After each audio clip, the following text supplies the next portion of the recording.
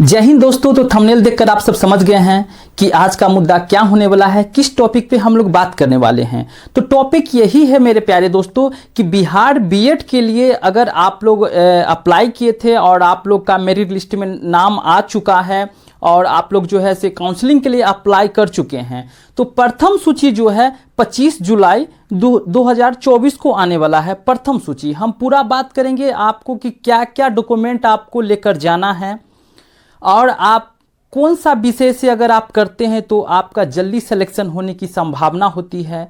पूरा टॉपिक पे बात करेंगे, वीडियो के साथ बने रहिएगा। चलिए तो आते हैं हम लोग मुद्दे पे। 25 जुलाई को आप लोग को प्रथम मेरिट लिस्ट जारी कर दिया जाएगा, यानी कि सूची लिस्ट जो होता है वो प्रथम जारी कर दिया जाएगा। मेरिट लिस्ट तो जारी हो चुका है, सूची लिस्ट जारी होगा जिसमें आप लोग को ये चीज़ दिखाया जाएगा कि आपका कौन सा कॉलेज में आपका सिलेक्शन हो रहा है, प्राइवेट कॉलेज में हो रहा है या सरकारी कॉलेज में हो रहा है। 3 सूची को जारी किया जाएगा। तो प्रथम सूची आ जाएगा आप लोग को 25 जुलाई को, और इसका एडमिशन जो है से 26 जुलाई से चालू हो जाएगा। 26 जुलाई से लेकर और 9 अगस्त तक इसका एडमिशन होने वाला है। 9 अगस्त तक इसका एडमिशन होगा।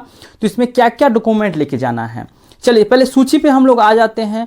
दूसरा जो है जारी किया जाएगा 13 अगस्त को। 13 अगस्त को जारी किया जाएगा और 14 अगस्त से लेकर 25 अगस्त तक इसका जो है एडमिशन होगा। 13 अगस्त को द्वितीय सूची लिस्ट को जारी किया जाएगा और 25 अगस्त तक इसका एडमिशन होगा। 14 अगस्त से लेकर 25 अगस्त तक। तो तृतीय चयन सूची जारी किया जाएगा 29 अगस्त को। 29 अगस्त को तृतीय सूची को जारी किया जाएगा और 30 अगस्त से इसका एडमिशन का प्रक्रिया चालू हो जाएगा। ये 7 सितंबर तक इसका एडमिशन होगा। 7 सितंबर तक तृतीया लास्ट होता है। तृतीय में सब लोग का आ ही जाएगा और प्राइवेट कॉलेज मिले या सरकारी कॉलेज मिले वो लोग अपना लिस्ट में अपना आप देख लीजिएगा। सबसे महत्वपूर्ण जानकारी अब हम लोग आते हैं कि आपको क्या क्या डॉक्यूमेंट को उपाय कर लेना है, क्या क्या डॉक्यूमेंट लेकर आपको एडमिशन के लिए जाना है जो दिक्कत ना हो। कौन सा विषय से अगर आप अप्लाई करते हैं, कौन सा विषय से आप जो है से एडमिशन करवाते हैं तो आपको जल्दी जॉब होने की संभावना है, हम इस पर भी बात करेंगे। तो सबसे पहले मेरे प्यारे दोस्तों,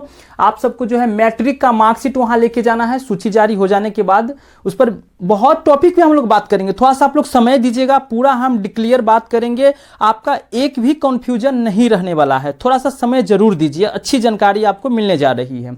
तो सबसे पहले मैट्रिक का मार्कशीट आपको लेके जाना है, उसके बाद इंटर का मार्कशीट, उसके बाद ग्रेजुएट का मार्कशीट। जो ग्रेजुएशन में आपका मार्कशीट मिला होगा, ललित नारायण से किए होंगे या कहीं से किए होंगे, तो उसका जो आपको मार्कशीट मिला होगा वो आपको मार्कशीट को लेके जाना है। मूल प्रमाण पत्र इसमें नहीं मांगा जा रहा है। अगर मूल प्रमाण पत्र भी अगर आप लेके जाते हैं तो कोई दिक्कत नहीं, आप ले जाइएगा। लेकिन इसमें बोला जा रहा था कि मार्कशीट जो आप डॉक्यूमेंट को अपलोड किए थे ना, वो सब डॉक्यूमेंट मांगा जा रहा है। और मेरे प्यारे दोस्तों, सबसे इंपॉर्टेंट बात यह होता है कि इसमें CLC आपको ये लेकर जाना होगा। आप कहिएगा भैया ये CLC क्या होता है, तो CLC के लिए आपको जाना होगा आपके अपने कॉलेज पे जाना होगा। जिस कॉलेज से आपने ग्रेजुएशन किए थे वो कॉलेज पे जाना होगा और CLC के लिए अप्लाई कर देना होगा। वहाँ एक फॉर्म मिलेगा, फॉर्म भर के आपको दे देना है और बोलना है सर हमें जो है से एडमिशन करवाना है बीएड में, इसके लिए हमको CLC चाहिए। उसके लिए आप लोग को जो ग्रेजुएशन का मार्कशीट होगा लगभग उसका फोटोकॉपी या ओरिजिनल वहाँ देखने को लिए लेगा, या उसका फोटोकॉपी आप वहां दे दीजिएगा। मार्कशीट का फोटोकॉपी, ग्रेजुएशन का मार्कशीट का बात समझ जाइए, ग्रेजुएशन का मार्कशीट का आपको जो है फोटोकॉपी आपको वहां लेकर जाना है, ठीक है। अब फोटोकॉपी को आपको वहां दे देना है और CLC के लिए अप्लाई कर देना है, क्योंकि CLC आपको वहां देना पड़ेगा। CLC जब तक आप नहीं दीजिएगा तब तक भैया आपका कोई कॉलेज में एडमिशन नहीं होने वाला है। और एक बात तो आप लोग जानते ही होंगे कि जैसे कि आप प्राइवेट कॉलेज से कर रहे हैं या सरकारी कॉलेज से कर रहे हैं, तो यहाँ क्या होता है कि जैसे कि आप लोग रिटर्न से निकाले हैं, जो भी अभी आप सिलेक्शन आप लोग लिए हैं, तो जिनका मेरिट लिस्ट में नाम आया है, तो आप लोग जानते हो कि प्राइवेट कॉलेज से जनरली कीजिएगा तो 1.5 लाख रुपया आप लोग को लगने वाला है। एडमिशन अगर आप कराने के लिए जाते हैं तो वहां पर आपको 75,000 रुपया पहला जमा करना पड़ेगा कि भैया 75,000 रुपया आप जमा कर दीजिए। 75,000 बचेगा, वो आपका जो दूसरा सेमेस्टर का एग्जाम होगा, दूसरे सेमेस्टर का इसका एग्जाम होता है 2 साल का, तो दूसरा सेमेस्टर का जब इसका एग्जाम होगा तब आपको उसमें जो है 75,000 रुपया और दे दिया जाएगा। अब सब कॉलेज का अलग अलग प्रक्रिया है, कुछ जो है से बुक के लिए, कुछ जो है से ड्रेस के लिए जो होता है वो कॉलेज वाले वो आपको समझा देंगे। लेकिन जनरली इतना समझ जाइए कि अगर आप जनरल प्राइवेट कॉलेज से अगर आप करते हैं तो आपको 1.5 लाख रुपया लगने वाला है। सरकारी कॉलेज से करते हैं तो सबका कुछ अलग अलग है, वो आप देख लीजिएगा सूची में अगर आप देखे ही होंगे। चलिए हम आ जाते हैं विषय पे कि आपको कौन सा विषय से आपको जो है से बीएड करना चाहिए जो जॉब आपको जल्दी हो जाए। दोस्तों तो विषय आप अपना मन से ले सकते हैं, लेकिन मन से कब लीजिएगा? आप अगर ग्रेजुएशन किए हैं, जैसे कि आप अगर बीकॉम कर लिए हैं, ठीक है, या बीएससी किए हैं या बीए किए हैं, यही 3 वो जनरली होता है।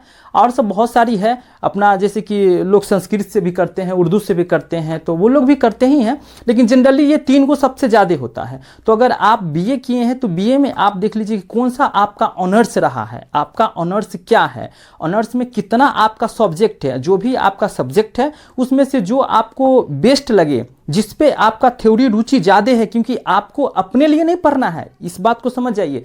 अगर आप बीएड करते हैं, सबसे महत्वपूर्ण जानकारी है, तो बीएड अपने लिए नहीं कर रहे हैं, आप स्टूडेंट के लिए कर रहे हैं, आप वो बच्चे के लिए कर रहे हैं कि आप उसे पढ़ा पाइएगा कि नहीं, उसको सेटिस्फाइड कर पाइएगा कि नहीं, और आपका रुचि किस विषय में है, तो आप वो हिसाब से अपने आप को आप तैयार कीजिए, ठीक है।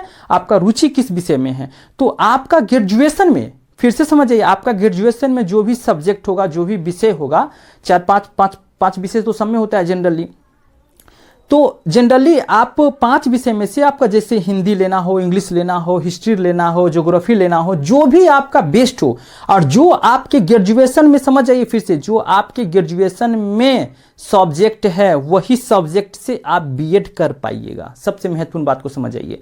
तो आप देख लीजिए कि आप में क्या है, वो सब सब्जेक्ट से आप कर लीजिएगा। जैसे कोई बीएससी किए हुए हैं तो साइंस वाले हैं तो उनका जोलॉजी ऑनर्स होता है, जो भी टॉपिक वाइज टॉपिक होता है, हिस्ट्री ज्योग्राफी ऑनर्स हो गया। गर्मी इतना है ना दोस्तों कि क्या बोले, गेट को बंद करके जो है से वीडियो बनाना पड़ता है, तो इसीलिए थोड़ा सा जो है से दिक्कत हो रहा है। तो ऑनर्स आपका जो है, ये जरूरी नहीं कि जो आपका ऑनर्स है आप उसी से जो है से एडमिशन करें, ये जरूरी नहीं है। जरूरी ये है कि आपके सब्जेक्ट में जो है से जो कितना सब्जेक्ट है, वो सब्जेक्ट में से किसी एक से आप कर सकते हैं। बिल्कुल इस बात को स्पष्ट हो रहा है। अगर आप नहीं समझ पा रहे होंगे तो बिल्कुल कमेंट कीजिएगा, हम सभी व्यक्ति को रिप्लाई देते हैं, बढ़िया से समझा देते हैं। अगर कन्फ्यूजन आपका रह गया होगा तो अब भैया कॉमर्स वाले व्यक्ति क्या करेंगे? कॉमर्स वाले कहेंगे भैया हम अकाउंट्स लेंगे, तो अकाउंट भैया हम बीएड कर रहे हैं तो भैया 9th में अकाउंट्स का पढ़ाई तो होता नहीं है। तो हो भैया सुनिए, आपका अर्थशास्त्र भी उसमें होगा, मानिए इकोनॉमिक्स, तो इकोनॉमिक्स से अगर आप कर सकते हैं, इकोनॉमिक्स जो है आप देखते होंगे 7th क्लास में, 8th क्लास में, 9th क्लास में, समय तो जनरली रहता ही है, तो आप इकोनॉमिक्स से कर लीजिए, ये सबसे बेस्ट रहेगा।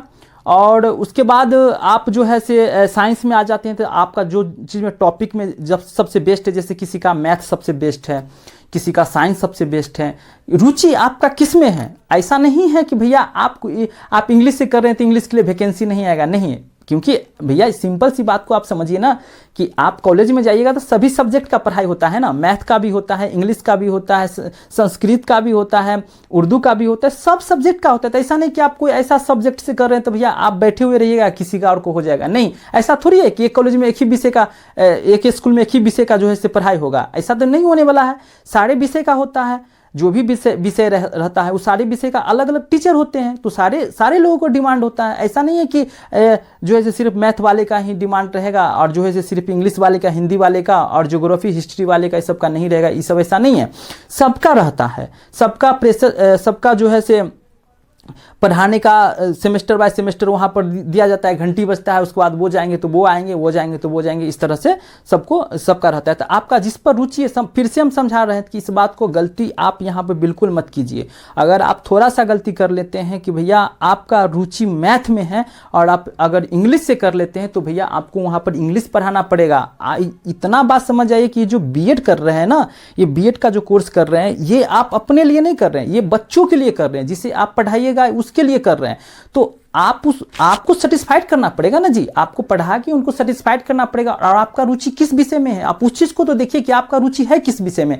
कोई बतला देगा नहीं भैया आप हिस्ट्री से कर लीजिए, आपके पास नॉलेज सबसे ज्यादा जो है से ज्योग्राफी का है, आप कर लेते हैं हिस्ट्री, तो थोड़ा दिक्कत हो जाएगा, क्योंकि वहां पर फिर आप उल्टा पुल्टा करके आपको मजा खुद नहीं आएगा ना, आप खुद पढ़ा पाइएगा। तो इस चीज़ को ध्यान रखिए, जिस सब्जेक्ट में आपको सबसे ज़्यादा रुचि है उस सब्जेक्ट से कीजिए, क्योंकि बीएड आप अपने लिए नहीं कर रहे हैं, आप विद्यार्थी के लिए कर रहे हैं, बच्चों के लिए कर रहे हैं, और उनको आपको उसे सेटिस्फाइड करना पड़ेगा, आपको उन्हें पढ़ाना पड़ेगा। अगर वीडियो आपको अच्छा लगा प्यारे दोस्तों तो प्लीज़ एक लाइक कर दीजिए, कमेंट कर लीजिए, चैनल को सब्सक्राइब करके नोटिफिकेशन ऑन रखिए। हम इसी तरह महत्वपूर्ण जानकारी लेते आते रहते हैं। देख रहे हैं कितना गर्मी में जो है हम भींग कर आपके लिए वीडियो बना रहे हैं। मिलते हैं फिर नेक्स्ट वीडियो में, तब तक के लिए जय हिंद, अपना ख्याल रखिए और मुस्कुराते रहिए।